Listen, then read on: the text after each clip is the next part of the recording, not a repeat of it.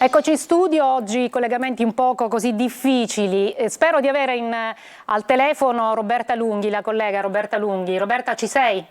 Sì, buon pomeriggio Giusy, ci sono, eccomi. Grazie. Dicevo prima che appunto hai seguito con il nostro compianto Natale Bruno tutte le fasi dopo l'arresto. Sei stata molte volte anche a Campobello di Mazara, dove c'erano i covi, gli ultimi covi, Castelvetrano. Ovviamente hai raccontato anche quello che il paese ha vissuto o quello che non ha vissuto dopo appunto l'arresto di Matteo Messina Denaro. Sì, certo Giusy, grazie innanzitutto, mi permetti naturalmente di fare un salto indietro di questi 8 mesi, no? In quella mattina del 16 di gennaio, quando noi eravamo in onda con il nostro telegiornale delle 9, arrivò la famosa velina nella quale c'era scritto hanno arrestato Matteo Messina Denaro.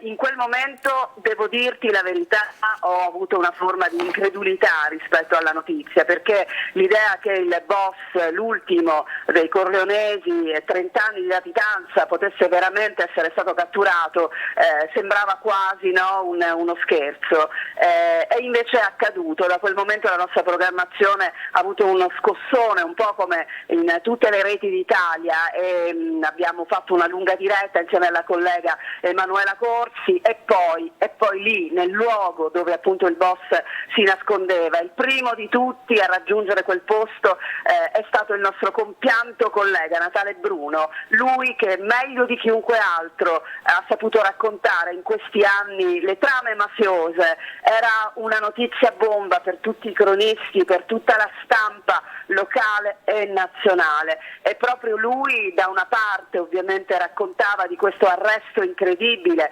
pian piano si componeva il puzzle, e appunto Natale ci raccontava tutti i passaggi da quel famoso blocco del personaggio che usciva dalla clinica Santa Maddalena appunto di Palermo, fino a un puzzle che pian piano si componeva sotto i nostri occhi, quasi increduli, e poi i giorni appunto in cui hai detto tu, nei quali abbiamo raccolto gli umori della gente, e ti posso dire ho vissuto 2 giorni intensissimi a Campobello di Mazara, laddove un filo conduttore era: non lo abbiamo mai visto, ma c'era una differenza tra chi diceva non lo abbiamo mai visto. C'erano le nuove generazioni, Giusy, che dicevano che bello, siamo felici, per noi significa come dire abbattere anche, no, uno stereotipo, un qualcosa che ci, certo, in qualche segnava, modo ci faceva certo, guardare con sospetto, siamo da qua, ripartiamo. E invece molte persone anziane, Giusy, che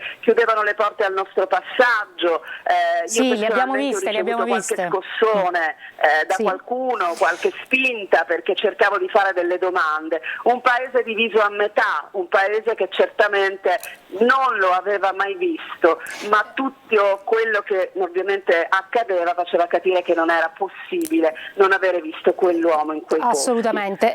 Roberta, io ti vorrei dare due piccoli flash, perché Nicola Di Matteo, il fratello di Giuseppe Di Matteo, sappiamo strangolato e bruciato, poi sciolto nell'acido, fra i mandanti, diciamo, di questo gesto veramente efferato c'era anche ovviamente Matteo Messina Denaro, Giovanni Brusca, insomma, e lui dice: il perdono è impossibile, sono tutti imperdonabili, oggi a commento appunto di questa morte. Questo certo. dà anche veramente il dramma delle vittime, che sono tantissime, perché noi ne conosciamo forse pochissime rispetto a quello poi che in realtà invece sono tantissime famiglie delle vittime di mafia.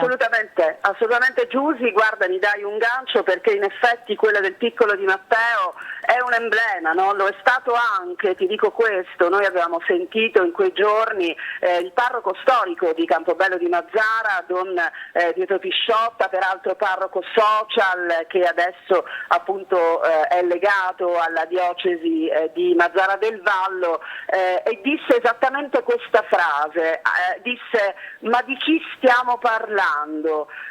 È è una persona che ha sciolto o fatto sciogliere un ragazzino di 12 anni nell'acido, e quando è accaduto questo tutto il resto perde quasi di significato, nel senso che era proprio l'emblema della ferocia. Questa cosa rimarrà, e non è possibile anche da un uomo di chiesa usare la parola perdono, e disse non parlerà mai. E così e quindi è stato appunto, poi probabilmente conosceva, comunque aveva capito con chi aveva a che fare, quindi anche le sue parole sono state indicative. Io mi devo fermare qui, ringrazio tantissimo veramente di cuore Roberta Lunghi, che so che è in viaggio, quindi ci ha dedicato grazie a te, un momento. buon lavoro. Grazie a te. Grazie, ci vediamo presto. Ringrazio anche voi che ci avete ascoltato. Buon pomeriggio.